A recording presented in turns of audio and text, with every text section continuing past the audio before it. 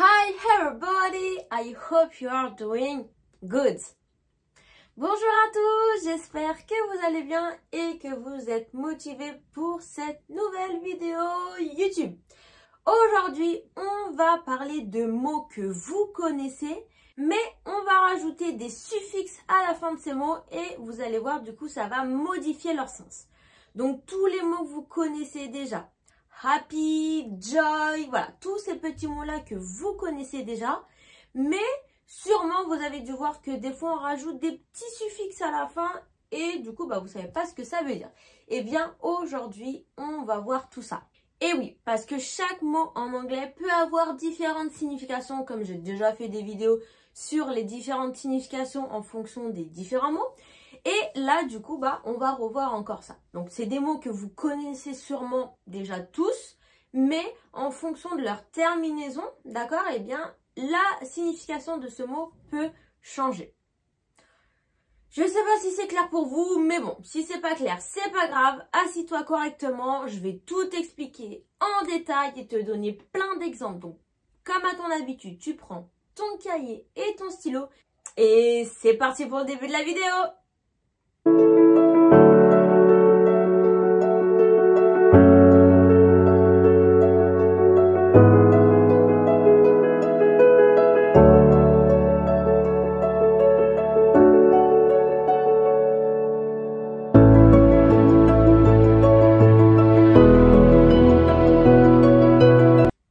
Donc, comme vous avez sans doute vu dans le titre de ma vidéo, aujourd'hui, on va voir du coup quand on met, donc le suffixe, c'est quand on rajoute une syllabe à la fin du mot. Donc, on va en voir trois différentes. Donc, le premier, c'est ness, le deuxième, less, et le troisième, fall. Donc voilà, ces trois petits mots, on va en fait les accrocher à des mots qu'on connaît déjà, donc des mots voilà qu'on a l'habitude d'utiliser, et ça va modifier un petit peu du coup le sens du mot de base. D'accord? Donc on va commencer, donc ne vous inquiétez pas, à chaque fois je vais vous donner des exemples pour que voilà vous compreniez mieux avec leur traduction. Mais voilà, donc on va commencer avec le premier, avec ness.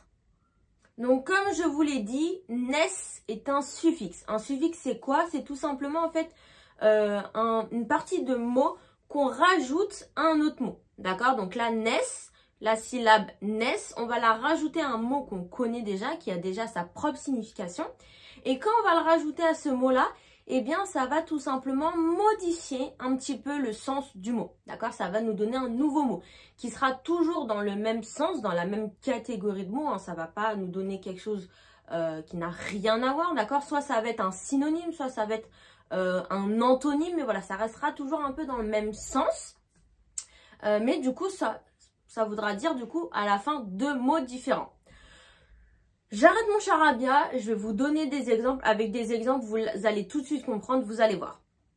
Mais avant de vous donner des exemples, il faut savoir que du coup, ness, on le rajoute uniquement à des adjectifs, d'accord?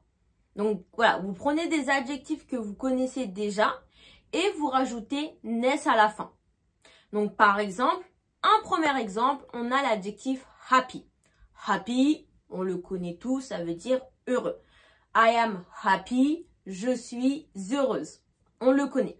Maintenant, si je rajoute à la fin ness, ça me donne happiness. Happiness qui est le bonheur. D'accord? Donc, je ne peux pas dire I am happiness, je suis bonheur. Même en français, ça ne veut rien dire. D'accord? Donc, I am happy, je suis heureuse. The happiness, le bonheur. Ok, donc voilà, ça nous donne au final un autre mot, mais ça reste toujours dans la même catégorie du fait d'être heureux, du fait de le bonheur, heureux, tout ça, ça reste dans la même catégorie. Ensuite, petit aparté par rapport du coup au mot happy. Happy termine par un Y, d'accord? Et comme happy à deux syllabes. Donc, quand vous avez un adjectif qui a deux syllabes et qui termine par un Y, quand vous allez rajouter ness à la fin, le Y va se transformer en I. Comme dans happy, happiness.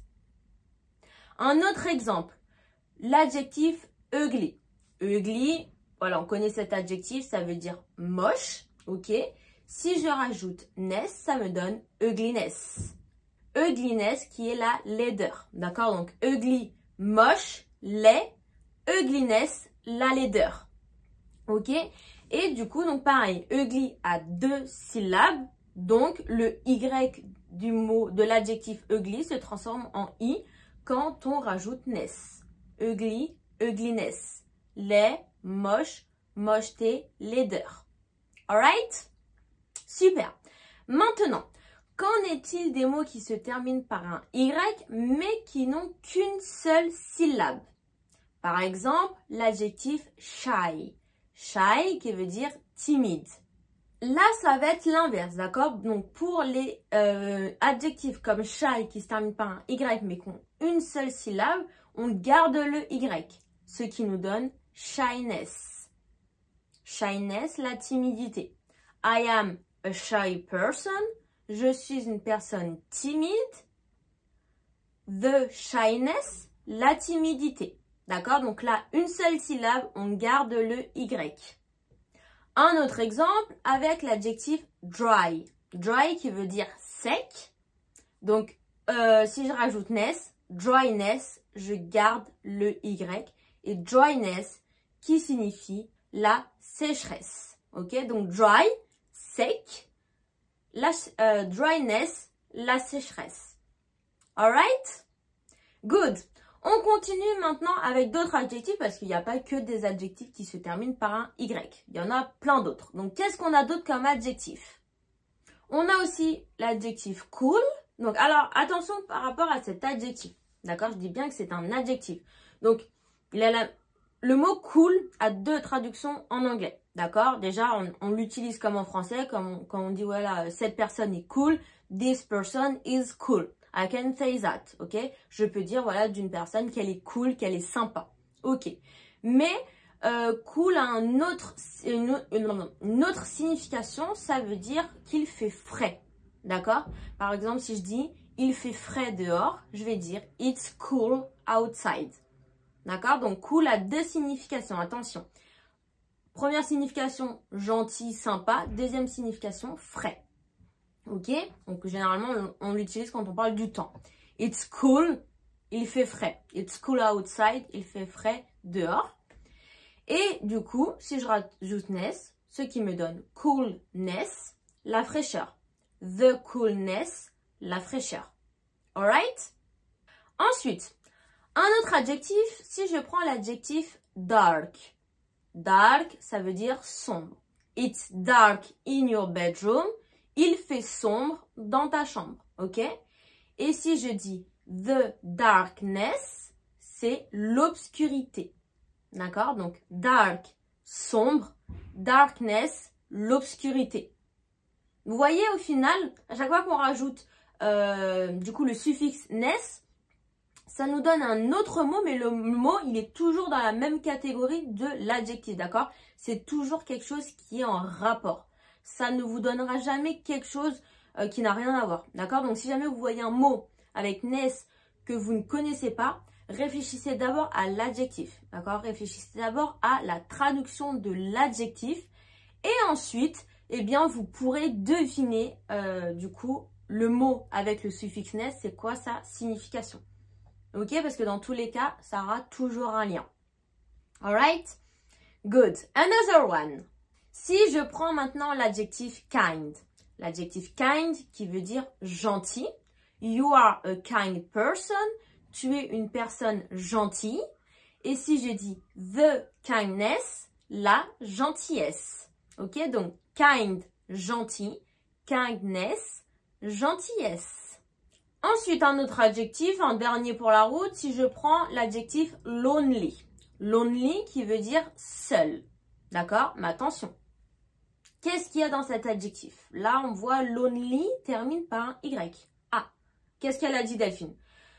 Les adjectifs qui terminent avec, les adjectifs qui terminent par un Y, mais qui ont plus d'une syllabe. Donc là, lonely, 2 syllabes. Donc, qu'est-ce qu'on fait? pour écrire loneliness, on transforme le Y en I. Ok? Donc, on a d'un côté lonely, seul, loneliness, la solitude. Ok? Donc, on se rappelle de cette première règle. D'accord? Première règle. Les adjectifs qui se terminent par un Y, s'ils ont une syllabe, on garde le Y. S'ils ont plus d'une syllabe, on transforme le Y en I. Alright? Et finalement, du coup, quand on rajoute le suffixe ness, premièrement, on le rajoute uniquement à des adjectifs. Ok, là, je vous ai donné que des adjectifs. Et ensuite, ça modifie le mot, mais la traduction, finalement, reste dans la même catégorie que la traduction de l'adjectif de base. Alright? Donc, notez bien tous les exemples que je vous ai donnés et notez bien, du coup, ces différentes règles. D'accord? Par rapport au Y, par rapport à l'écriture et par rapport, du coup, à la signification. C'est très important. Alright? Good. Perfect. On continue maintenant avec le deuxième suffixe. Donc, le deuxième suffixe, c'était less. Less, en français, bon, le mot less, tout court, du coup, c'est un mot qui se traduit par moins en français. Mais là, dans son utilisation, donc quand on va le mettre à la fin d'un mot, eh bien, on va le traduire par sans. D'accord? Ça va être au final un synonyme de without. Without, qui veut dire sans. Alright? Donc, là, premièrement, on retient. Less, tout seul, veut dire moins. D'accord? Si par exemple, je dis more or less, plus ou moins. D'accord? Par exemple, si je dis you are less cute than me, tu es moins mignonne que moi. D'accord? Donc, less tout seul signifie moins. Mais quand on rajoute less comme un suffixe, donc à la fin d'un mot, eh bien là, sa traduction sera sans. D'accord? Donc, sans, si jamais on veut utiliser juste le mot seul, sans, on traduit par without. Sinon, si on le colle au mot, du coup, ça sera less. Ok? Première règle à retenir. Maintenant, je vais vous donner des exemples pour que mon charabia soit beaucoup plus clair pour vous. Déjà, avant de vous donner des exemples, petite différence par rapport au suffixe ness. Ness, on l'accrochait à des adjectifs. Là, le mot less, on va l'accrocher à un nom et ce qui va nous donner un adjectif. D'accord? Donc, on prend un nom. On prend le suffixe less, on les colle, ça nous donne un adjectif. Et au final, l'adjectif qui va nous être donné, ça va être l'opposé de le mot de base. D'accord? Le nom de base, la traduction du nom de base, du mot de base, eh bien, si on rajoute less, ça va donner, du coup, forcément son opposé. Vu que, du coup, less, coller à un mot, ça veut dire sans. Je vais vous donner des exemples. Si, par exemple, je prends le mot end. Donc, end, the end, ça veut dire la fin. D'accord? Donc, la fin, voilà, c'est fini, la fin du film, the end of the movie. Alright. Si maintenant, je rajoute le suffixe less, ça va me donner endless.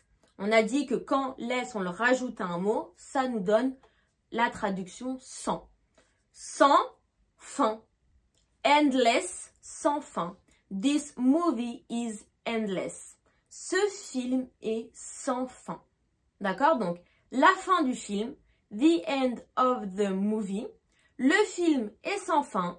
The movie is endless. D'accord? Donc, voilà. Là, c'est l'opposé. Là, je vous dis la fin du film et après, je vous dis que le film, il est sans fin. C'est-à-dire qu'il ne s'arrête jamais. Donc, forcément, sans fin, c'est l'opposé de fin. Donc, endless is the opposite of end.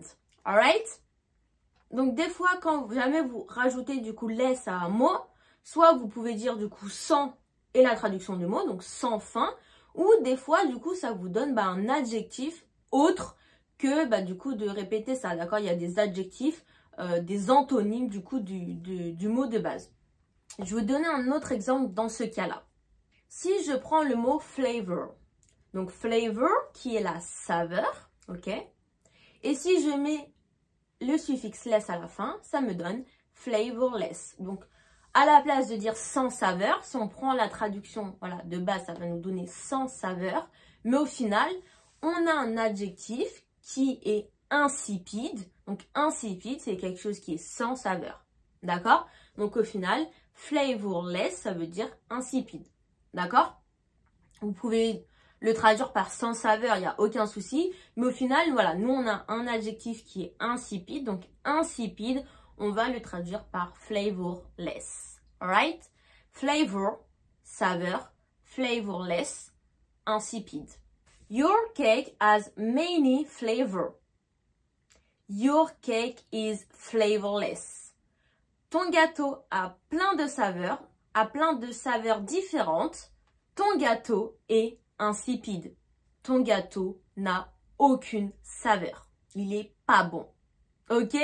Donc voilà, au final, des fois quand vous rajoutez less, du coup, faut pas toujours traduire par sans plus la traduction du mot. Des fois, on a d'autres mots en français, comme par exemple flavorless, insipide et pas sans saveur.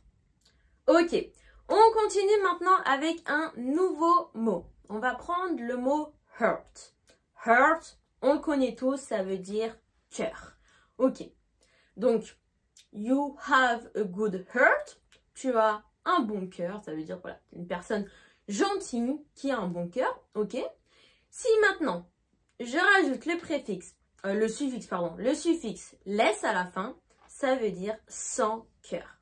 Donc nous, en français, on peut soit dire sans cœur, soit cruel. Donc quand vous voulez dire qu'une personne est cruelle, qu'une personne est sans cœur, vous dites heartless.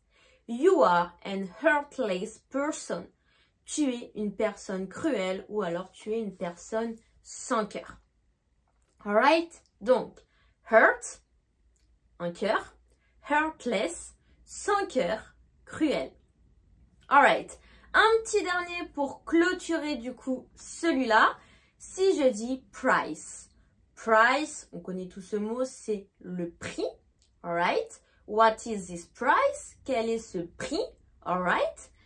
Et si je rajoute le suffixe less, priceless, si je le traduis mot à mot, ça veut dire sans prix. Donc sans prix, ça veut dire inestimable. D'accord? En français, on ne va pas dire sans prix.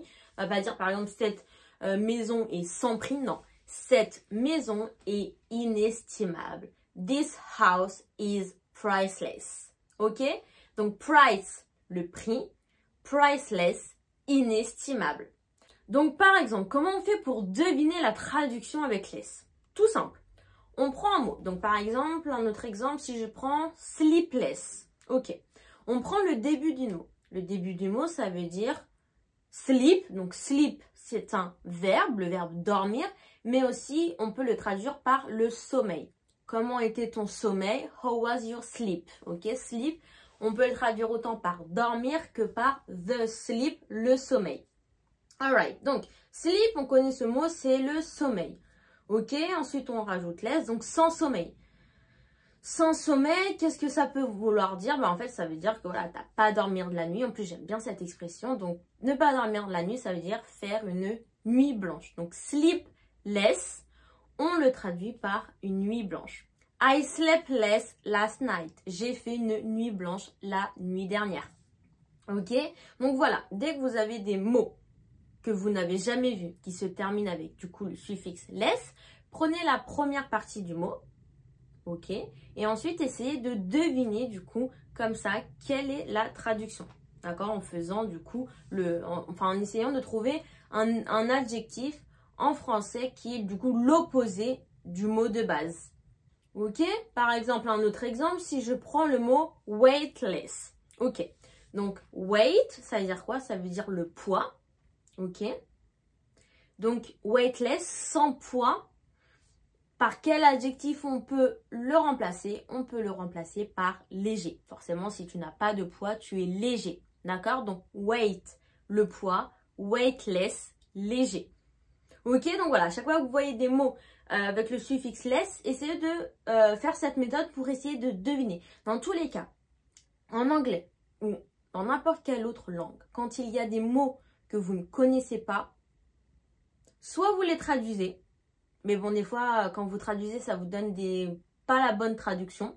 Ou alors, tout simplement, vous essayez de deviner la traduction du mot. D'accord? Donc, avec la méthode que je viens de faire, ou quand c'est des mots en entier que vous ne connaissez pas du tout, et bien, du coup, en fonction de la phrase, il faut deviner, du coup, la traduction du mot. Ok? Donc, voilà, quand il y a des mots que vous ne connaissez pas, vous êtes obligé de faire ça. Sinon, vous n'allez jamais les connaître. Ok? Super. Et on va terminer, du coup, avec le dernier suffixe, qui est le suffixe full. Donc, full, qui vient du mot full avec deux L, qui veut dire plein. Oh, I am full. I've eaten so much. Oh, je suis pleine. J'ai trop mangé. Ok? I am full. Je suis pleine.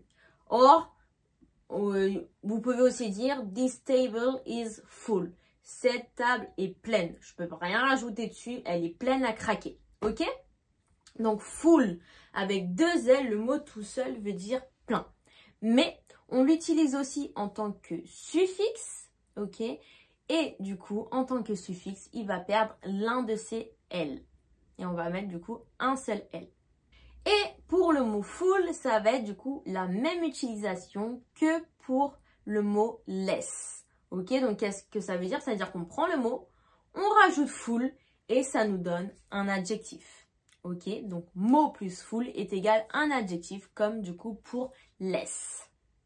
Par exemple, si je prends joy, joy, la joie, je rajoute full, ça nous donne joyful. Là, je garde le Y, là, il n'y a pas de changement. Et joyful signifie être joyeux ou être gai. Et là, pour le mot joy, on garde le Y. Joy, joyful.